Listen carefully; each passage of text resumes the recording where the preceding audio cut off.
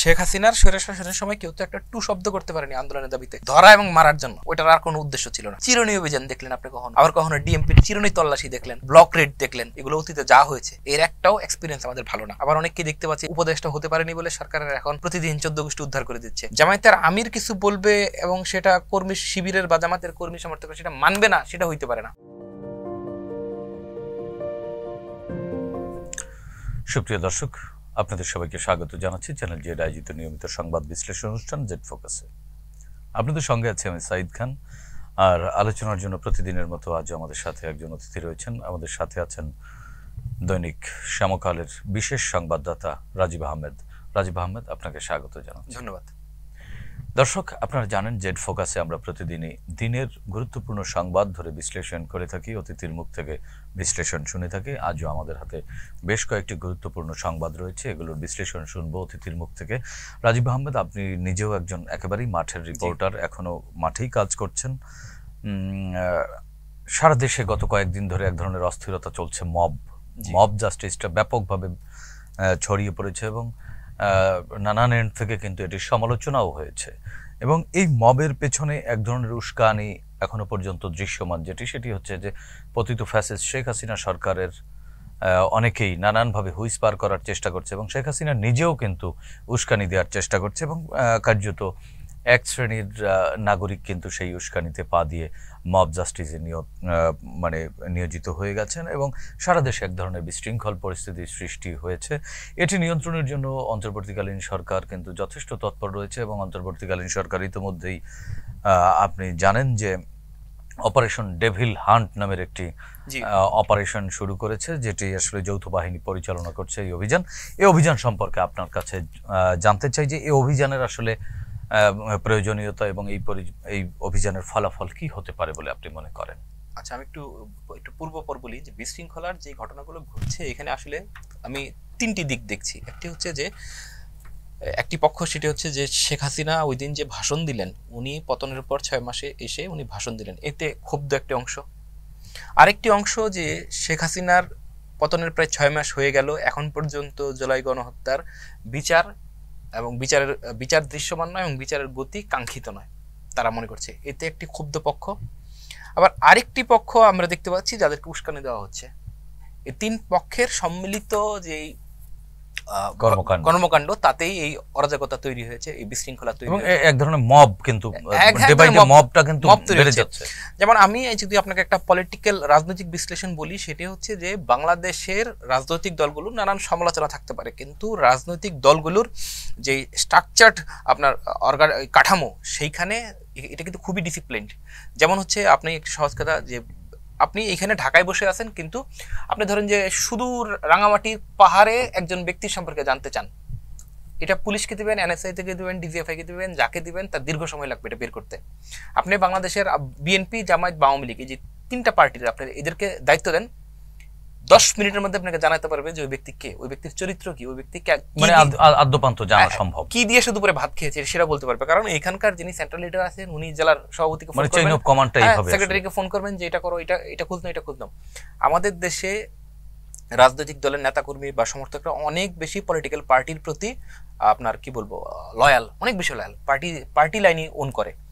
কিন্তু আপনি দেখেন যে গত কয়েকদিনের যে ঘটনা, এই যে নিচু তলার যে কর্মী সমর্থকরা আছে, তারা কিন্তু পার্টি লাইনকে ওন করছে না, বরং ইউটিউবে বা ইউটিউবাররা বা সোশ্যাল মিডিয়ার ইনফ্লুয়েন্সাররা যেটা বলছে সেটাতে তারা ইনফ্লুয়েন্সড হচ্ছে। আপনি একটা দেখেন, জামায়াত কিন্তু খুবই রেজিমেন্টেড একটা পার্টি, একদম ক্যাডার ভিত্তিক। এখানে জামায়াতের আমির কিছু বলবে এবং সেটা কর্মী শিবিরের বা জামায়াতের কর্মী সমর্থকরা সেটা মানবে না, সেটা হইতে পারে না।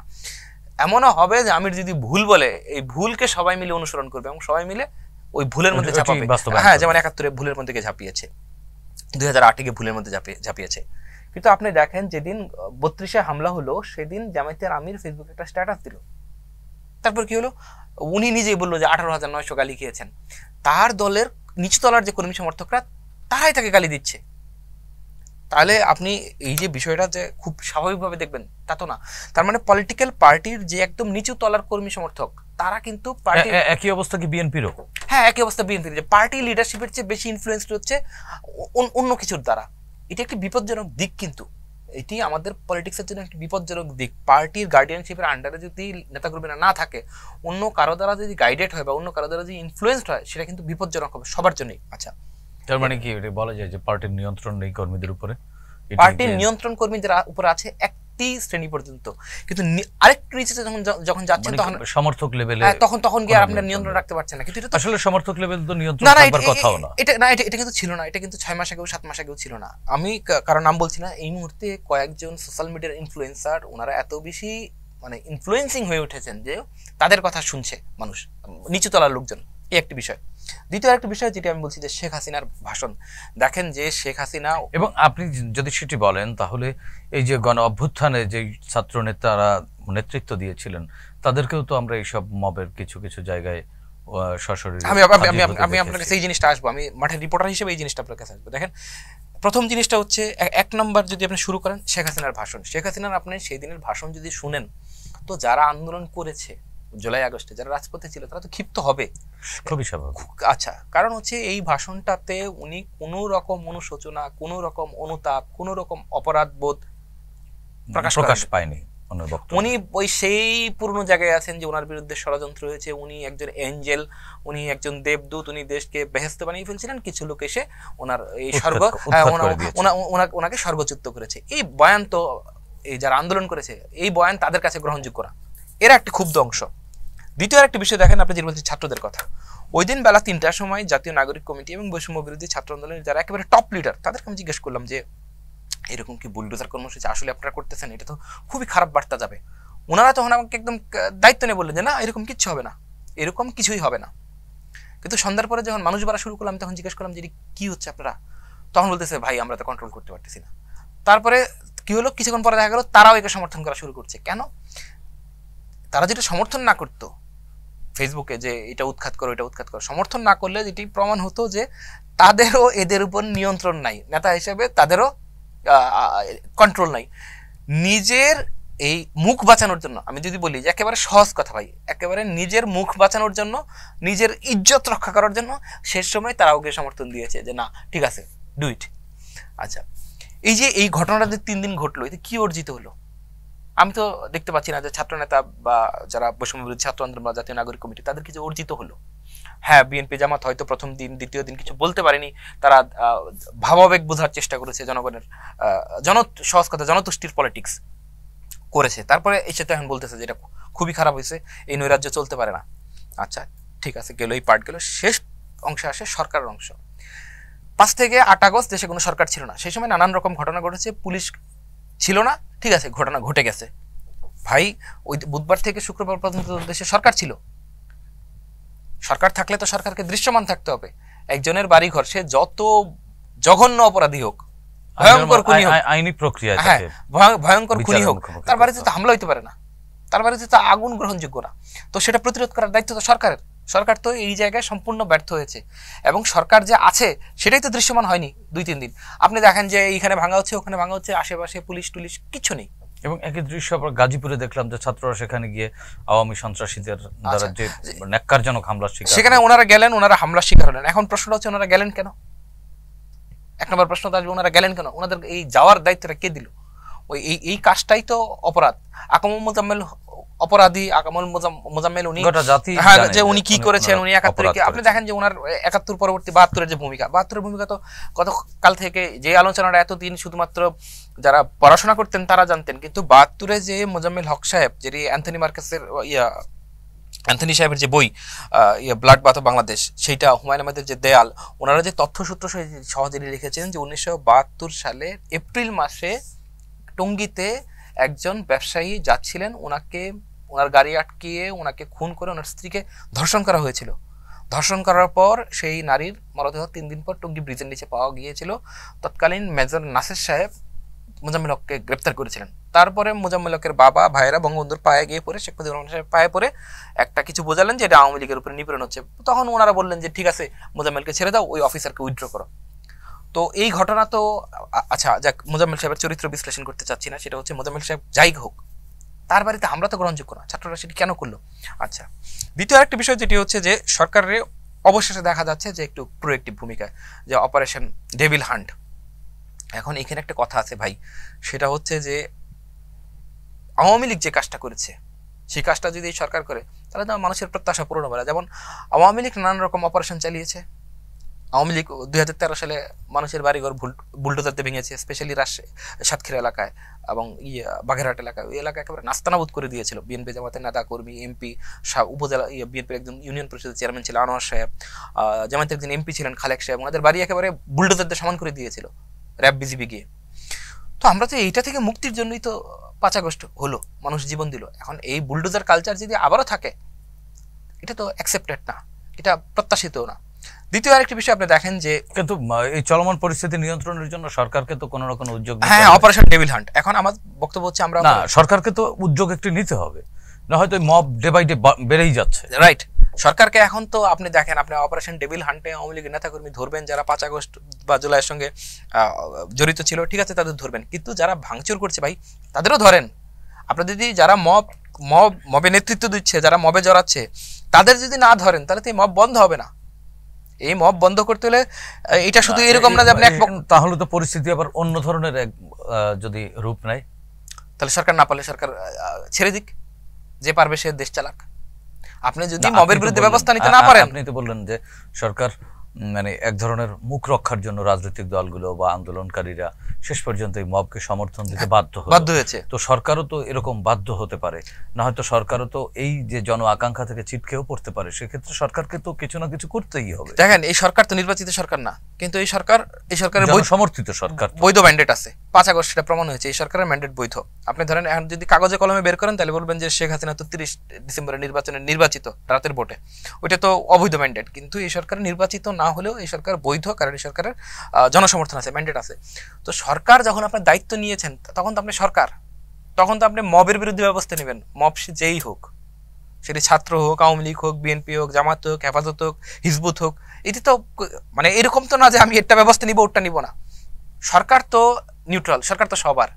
সরকার আমার জন্য যেমন ডক্টর ইউনূস সাহেব সরকার প্রধান, শেখ হাসিনার জন্য ডক্টর ইউনূস সরকার প্রধান, আপনার জন্য ডক্টর ইউনূস সরকার প্রধান। ওনার দায়িত্ব হচ্ছে উনি সবাইকে ইকুয়াল জাস্টিস দিবেন। ইকুয়াল জাস্টিস মানে হচ্ছে যে জুলাই মাসে যারা গণহত্যা করেছে তাদের বিচার হবে, তাদের বিচার হতেই হবে। আপনি তাদেরকে অপারেশন ডেভিল হান্টে ধরেন, বিচারের মুখোমুখি করেন, আমরা স্বাগত জানাবো। কিন্তু যারা এই মব, এই নৈরাজ্য তৈরি করতেছে, তাদেরকেও ধরেন। সেক্ষেত্রে তো সেই সোশ্যাল ইনফ্লুয়েন্সার যারা রয়েছেন তাদেরকেও ধরেন, জনগণ সমর্থন জানাবে। আপনি এই কয়েকজন ইনফ্লুয়েন্সারের মিলিয়ন মিলিয়ন ভিউ আছে, এইটা দেখে প্রভাবিত হওয়ার তো কিছু নাই যে তাকে ধরা যাবে না, তাকে কিছু বলা যাবে না। সে তো ইমিউনিটি ভোগ করতে পারে না যে আপনার তার ফেসবুকে তার মিলিয়ন ভিউ হয়, ইউটিউবে তার মিলিয়ন ভিউ হয়। ভাই, যে বাংলাদেশে যে প্রতিষ্ঠিত পলিটিক্যাল পার্টিগুলো আছে তাদের সমর্থক কিন্তু এর চেয়ে কম না, তো আপনি তো দায়িত্বহীন বক্তব্য দিতে পারেন না। বাক স্বাধীনতা মানে তো দায়িত্বহীন বক্তব্য না। যেমন একটা বিষয় দেখেন, আজকে ম্যাটসের যারা আছে ওনারা শাহবাগ বন্ধ করে আন্দোলন করছে। ডক্টর ইউনূসের সরকারের 180 দিন, সেদিন আমরা গুনলাম যে 180 দিনে ওনার সরকারের বিরুদ্ধে ঢাকা শহরে 178 দিন রাস্তা বন্ধ হয়েছে, 178 বার আর কি, এবং 136টি আন্দোলন। না, ওই 136 আন্দোলন তো 5 মাসে ছিল, পরে আরো বেড়েছে। 178 বার ঢাকা শহরে রাস্তা বন্ধ হয়েছে কোথাও না কোথাও। যেমন দেখেন, একটা সিম্পল একটা বিষয়, ওই দিন যেটি গত সপ্তাহে একটা 6 মাসের মধ্যে 3 মাসই রাস্তা বন্ধ। না, 178 দিন, মানে 6 মাসের মধ্যে 2 দিন বাদে প্রতিদিনই 180 দিনে 6 মাস 178 বার রাস্তা বন্ধ হয়েছে, প্রতিদিন গড়ে একবার। তো ওই দিন দেখেন সাভারে একটা ঘটনা ঘটেছে, সেটি হচ্ছে হাইওয়ের মধ্যে দিয়ে হাঁটার রাস্তা চাই, জাতীয় মহাসড়কের মধ্যে দিয়ে হাঁটার রাস্তা চাই।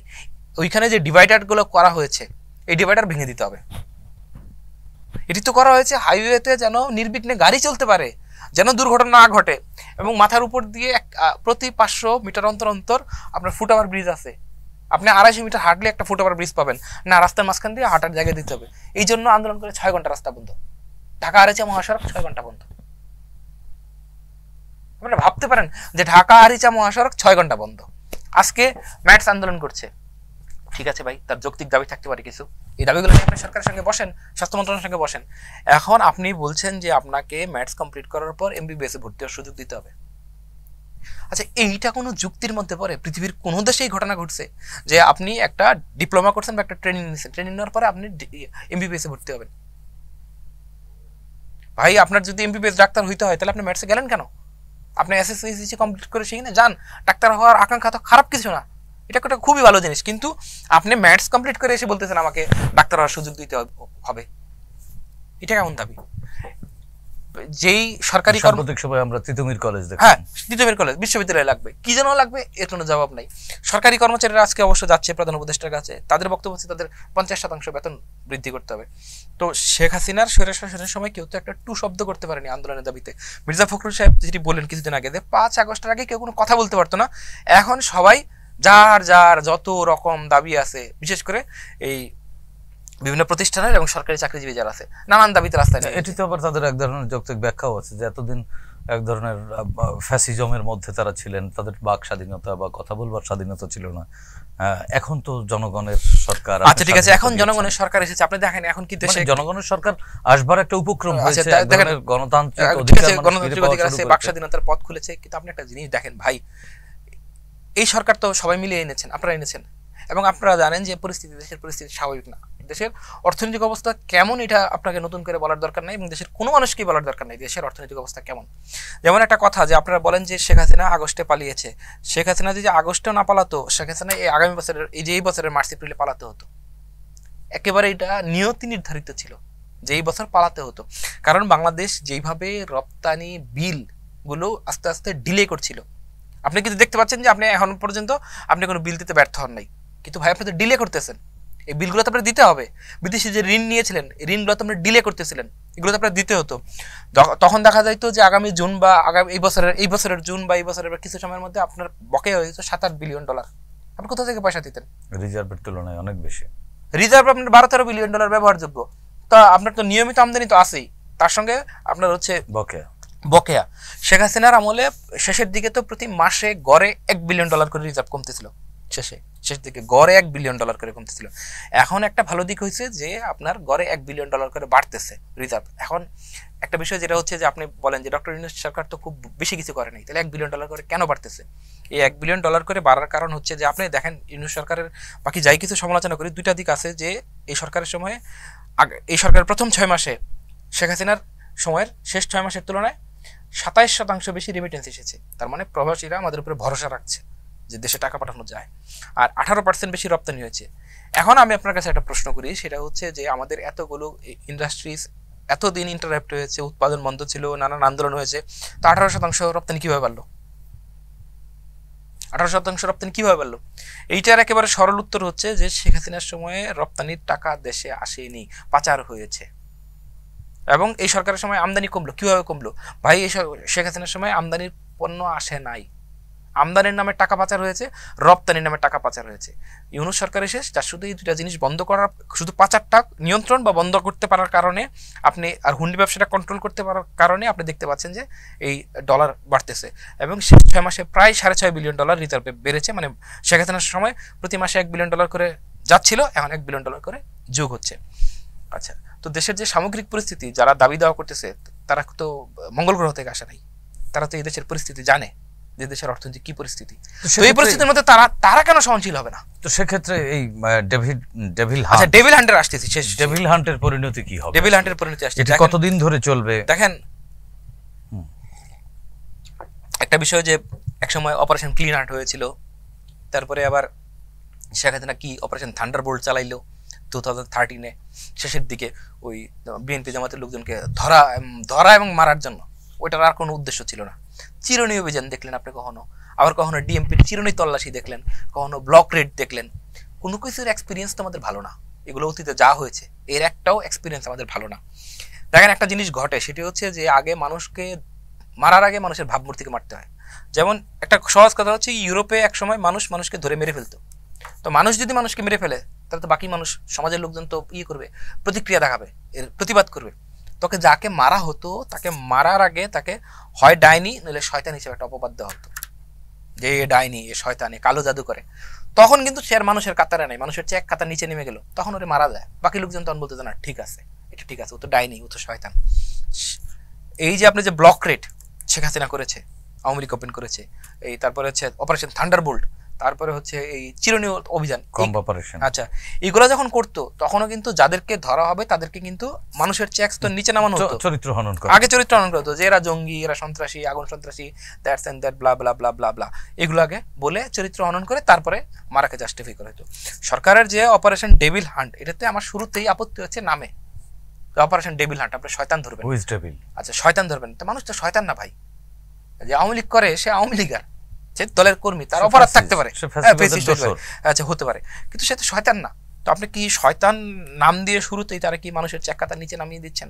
দ্বিতীয় আরেকটি বিষয় যেটা হচ্ছে যে আমাদের এই জুলাই অভ্যুত্থানের একটি অন্যতম কারণ ছিল, জনগণের অবস্থান ছিল গুম, বিচার বহির্ভূত হত্যা এবং আপনার বেআইনি আটকাদেশের বিরুদ্ধে। আপনি নিজেও এই বেআইনি আটকাদেশের শিকার ছিলেন, আপনি নিজেও, আপনাকে বোধহয় 24 ঘন্টার পরে গ্রেপ্তার দেখিয়েছে বা 27-28 ঘন্টার মধ্যে। নিয়ম অনুযায়ী তো আপনাকে 24 ঘন্টার মধ্যে আদালতে প্রডিউস করতে হবে, আপনার ফ্যামিলিকে 4 ঘন্টার মধ্যে জানাইতে হবে, আপনার ফোন কল করার রাইট থাকবে, আপনি আইনজীবীকে জানাইতে পারবেন। আপনি কি কোনো এরকম কোনো একটি মৌলিক অধিকার পেয়েছিলেন? পরিস্থিতি একরকম ছিল, যে পরিস্থিতি থাকে এটা তো আপনার মানবাধিকার, সুপ্রিম কোর্টের গাইডলাইন আছে, 8টা ডিরেকশন আছে। আপনাকে প্রথমে ধরলে ধরার কারণ জানাইতে হবে, আপনি কি ধরার কারণ জানাইছিল যে আপনাকে এই কারণে ধরলাম, এই মামলায় গ্রেফতারি পরোয়ানা কিছুই ছিল না, এই মামলায় ধরলাম না? গ্রেফতারি পরোয়ানা ছাড়া পুলিশ ধরতে পারে, পুলিশের এই পাওয়ার আছে, ঠিক আছে, এটা মানবাধিকার। সেই পরিস্থিতি থেকে তো আমরা উত্তরণ ঘটিয়েছি, তো এটার জন্যই তো আমাদের আন্দোলন সংগ্রাম হলো। তো আমার যেটি প্রত্যাশা সরকারের কাছে, যেন ওই ঘটনা না ঘটে। আপনি অপরাধীকে ধরেন, কিন্তু যেন কোনো বিচার বহির্ভূত হত্যা সংজ্ঞায়িত করতে হবে সরকারকে। তারপরে হচ্ছে যেমন একটি ঘটনা ঘটেছে কুমিল্লাতে, যুবদলের একজন নেতা যৌথ বাহিনী আটক হওয়ার পর নির্যাতনে নিহত হয়েছেন, এরকম ঘটনা যেন না ঘটে। বিচার বহির্ভূত হত্যা, হেফাজতে নির্যাতন, হেফাজতে মৃত্যু এবং মানে নিবর্তনমূলক আটকাদেশ এবং হচ্ছে শেষ কথা হচ্ছে গুম, এইরকম ঘটনা যেন বাংলাদেশে না ঘটে। আইন শৃঙ্খলা পরিস্থিতির উন্নতির জন্য সরকার এরকম পরিস্থিতি সৃষ্টি করবার জন্য বা প্রফেসর ইউনূস সরকারকে কোনো প্রকার স্যাবোটাইজ করার জন্য এরকম উদ্যোগ কিনা আপনি কি মনে করেন? আসলে দেখেন পরিস্থিতিটা এখন এত ঘোলাটে, আপনার যদিও এই ইউনূস সরকারের সফলতার উপরে কিন্তু আগামীর বাংলাদেশের ভবিষ্যৎ নির্ভর করছে। আপনি কোনো কিছু এখন সন্দেহ করা অমূলক না যে এই ঘটনাগুলো কি অর্গানিক ঘটতেছে নাকি অর্কেস্ট্রেট, কেউ ঘটাচ্ছে কিনা। কিন্তু দেখেন যে ইনফ্লুয়েন্সারদের কথা আমি বারবার বলছি, যাদেরকে দেখা যাচ্ছে সামনে এসব ঘটাবার জন্য, এখন তাদের কি উদ্দেশ্য এটাও তো বোঝার দরকার। অনেকেই তো সরকারে ঢুকতে চাচ্ছে, যেটা আমরা শুনতে পাচ্ছি বাইরে থেকে, অবশ্য অমুক টুমুক অনেক কথাই শুনতে পাচ্ছি যে অমুক সরকারে ঢুকতে চাচ্ছে। আবার অনেককে দেখতে পাচ্ছি সে উপদেষ্টা হতে পারেনি বলে সরকারের এখন প্রতিদিন 14 গোষ্ঠী উদ্ধার করে দিচ্ছে। উপদেষ্টা হওয়ার জন্য জুলাই আগস্ট সেপ্টেম্বরে অনেক চেষ্টা করেছিল এবং তখন ইউনূস সাহেবকে ইউনূস স্যার করতেন, নানান কিছু করতেন। এখন দেখবেন যে এরকম অন্তত আমি 10 জন দেখাতে পারবো যে টকশোতে এসে একেবারে সরকারকে ধুয়ে দিচ্ছে নানান ইস্যুতে। কেন? কারণ তারা উপদেষ্টা হতে পারেনি। উপদেষ্টা হইতে পারলে হয়তো চুপ থাকতেন। তো বিষয় যেটি হচ্ছে যে কেউ যে কিছু করতে চাচ্ছে না এটা ভাবার কোনো কারণ নাই। দেখেন বিএনপি বারবার যে কথাটা বলছে, যে তারেক রহমান যে কথাটা বলছেন যে কোথাও একটা ষড়যন্ত্র হচ্ছে, কোথাও একটা কিছু করার চেষ্টা হচ্ছে, সেটা কি বিরাজনীতিকরণের ষড়যন্ত্র কিনা?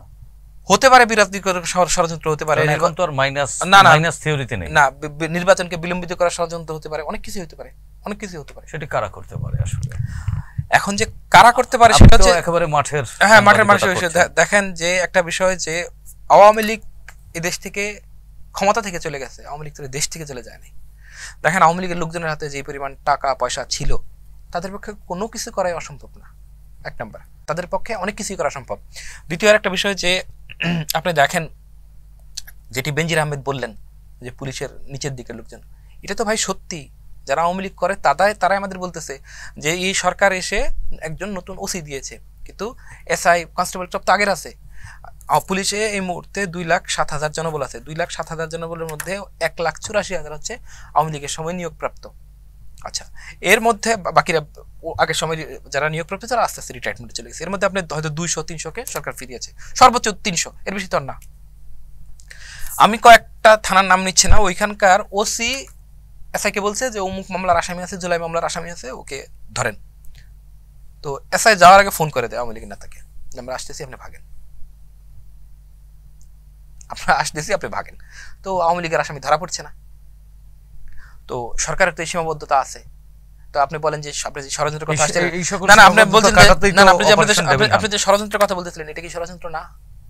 অবশ্যই। আচ্ছা, জনপ্রশাসন দেখেন, জনপ্রশাসনে আপনার অ্যাডমিন ক্যাডারে প্রায় ৭,৭৭০ ধরেন ৭,৭০০ জনবল আছে। ৭,৭০০ জনবলের মধ্যে কি আপনি যেটা বলতেছেন যে আওয়ামী দোষর বা ফ্যাসিস্টের দোষর তারা নাই? সবই তো তাদের সময় নিয়োগ প্রাপ্ত। তাহলে তারা কি, তাদের মধ্যে ধরেন যে আমি ধরলাম যে 10% লোক যদি ষড়যন্ত্র করে, তারপর তো কম্পিউটার রান করা বিরাট মুশকিল। যেটি হচ্ছে বেনজির আহমেদ সাহেব, তো ওনাদের যে ওই দিন মিটিং হলো সাবেক আইজিপি বেনজির, উনি তো স্পষ্ট করে বলতেছেন যে উনি পুলিশের যারা বর্তমান চাকরি আছে তাদের সঙ্গে যোগাযোগ রাখতেছেন, আওয়ামী লীগ যদি সংগঠিত হতে পারে পুলিশ তাদের সঙ্গে যাবে, পুলিশ সামনে এসে দাঁড়াবে বা পুলিশ পক্ষে দাঁড়াবে। তো আপনি ষড়যন্ত্রের আর কি প্রমাণ দরকার? এই ষড়যন্ত্র মোকাবেলার জন্যই তো। আর সবচেয়ে বড় কথা হচ্ছে যে আওয়ামী লীগের যে আশ্রয়দাতা, প্রধান আশ্রয়দাতা, তারাও তো আছে, তারাও তো এখান থেকে চলে যায় নাই, তাদেরও তো ভূমিকা আছে। কারা? তারা কারা? ভারত, আওয়ামী লীগের যারা আশ্রয়দাতা। তো আওয়ামী লীগের আশ্রয়দাতারাও তো নিশ্চয়ই বসে নাই, তারাও তো কিছু না কিছু একটা ঘটতেছে। আমরা যেসব মিটিং টিটিং শুনতেছি, এখান থেকে তাহলে আমাদের উত্তরণের উপায় কি? সরকারের এখন তড়িৎ কি উদ্যোগ নেওয়া উচিত? উত্তরণের উপায় একটি, সেটি হচ্ছে যে রাজনৈতিক ঐক্যমত্য, রাজনৈতিক দলগুলো যে এই ষড়যন্ত্র। কিন্তু রাজনৈতিক ঐক্য তো আগামী নির্বাচনকে কেন্দ্র করে আমরা এক ধরনের অনৈক্য দেখছি। না দেখেন ভাই, আপনি নির্বাচনে প্রতিদ্বন্দ্বিতা করবেন, একজন জিতবে একজন হারবে, এটা তো ভাই প্রতিদ্বন্দ্বিতা।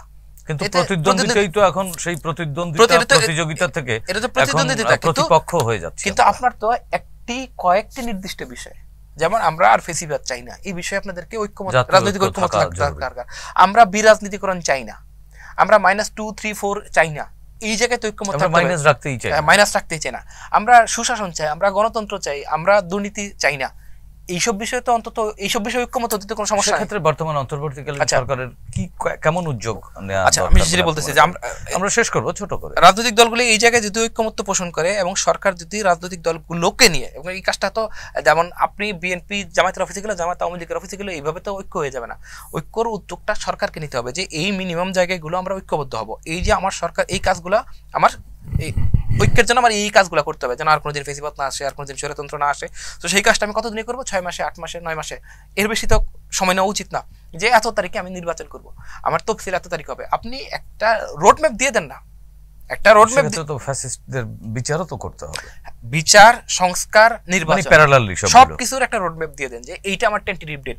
কিন্তু ভাই এটা তো এরকম না যে কোরআনের আয়াত যে আপনি বললেন যে ফেব্রুয়ারি মাসে 15 তারিখ, আচ্ছা 15 তারিখ না হলো 20 তারিখ করেন, 25 তারিখ করেন, মার্চ মাসে করেন, এতে তো খুব বেশি কিছু যাবে না। কিন্তু যখন আপনার সামনে একটা স্কেজুয়াল থাকবে যে আমি এই কাজটা এতদিন পরে করবো, এই কাজটা এতদিন পরে করবো, তাহলে সবাই আশ্বস্ত থাকবে না? সবাই যখন আশ্বস্ত থাকবে তখন আসলে এই সরকারের সাথে রাজনৈতিক দলগুলোর একটু দূরত্ব বা যেই সহযোগিতা পাওয়ার কথা সেই সহযোগিতা পাচ্ছে না, তাহলে আশ্বাস মানে আস্থার সম্পর্কের ঘাটতি বলেই পাচ্ছে না। যদি সবকিছুই স্পষ্ট হতো, ট্রান্সপারেন্ট হতো, তাহলে আস্থার ঘাটতি থাকতো না, এবং আস্থার ঘাটতি না থাকলে সবার ঐক্য দৃঢ় থাকতো। জি, ধন্যবাদ রাজীব আহমেদ। প্রিয় দর্শক, আমরা বিশ্বাস করি যে বাংলাদেশে বর্তমান যে অস্থির পরিবেশ বিরাজ করছে, সেই অস্থিরতা নিরসনের জন্য অন্তর্বর্তীকালীন সরকার কার্যকর উদ্যোগ গ্রহণ করবেন, এবং যে রাজীব আহমেদের বক্তব্যের সাথে সুর মিলিয়ে বলতে চাই যে আস্থার ঘাটতি হয়েছে বা সম্পর্কের যে দূরত্ব তৈরি হয়েছে সেটি ঘুচে যাবে, এবং দ্রুত সময়ের মধ্যেই আমরা পূর্ণ গণতান্ত্রিক পরিবেশে ফিরব, এই প্রত্যাশা ব্যক্ত করে আজকের মতো এখানেই শেষ করছি। প্রিয় দর্শক, ভালো থাকবেন, সুস্থ থাকবেন, চ্যানেল জেড এর সঙ্গেই থাকুন। খোদা হাফেজ।